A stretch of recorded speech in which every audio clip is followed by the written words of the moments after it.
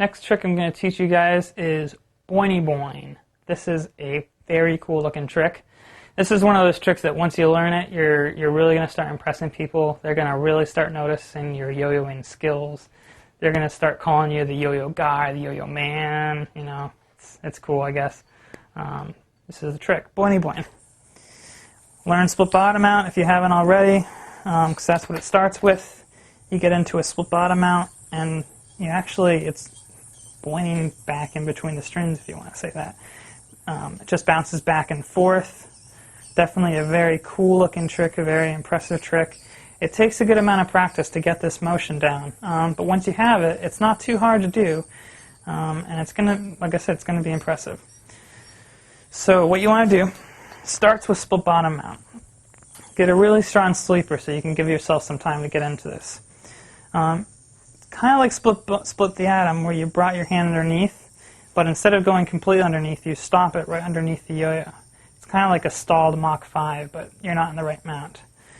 From there, what you want to do is you get into this, and you actually watch my throw hand here. I just start bouncing up and down, and if you have both strings lined up and you start doing this, the yo-yo is going to start bouncing between those two strings.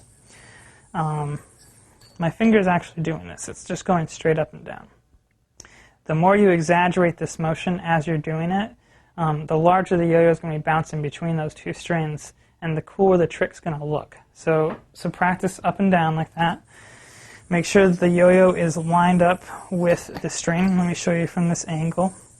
When I have this, see how lined up the string is in the center there? So when I start bouncing it, it's kind of like the yo-yo has nowhere else to go but back and forward. The larger I make those up and down motions, the more the yo-yo shoots forward, back and forth like so. And if I keep that string dead center, that yo-yo is just going to stay on there for as long as I keep bouncing my hand. When you're ready to stop, you just stop the bouncing. You're back where you started. And I just usually drop my right hand pointer out of there and bind return. So one more time, it's Boingy Boing.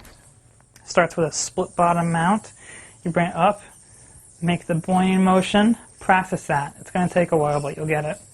And then when you're all set, you can either drop it. Another good way is use ripcord that I taught you earlier. Just do double on like that. It's a good dismount. It's a good way to look. So just like that, Boingy Boing. Go impress people.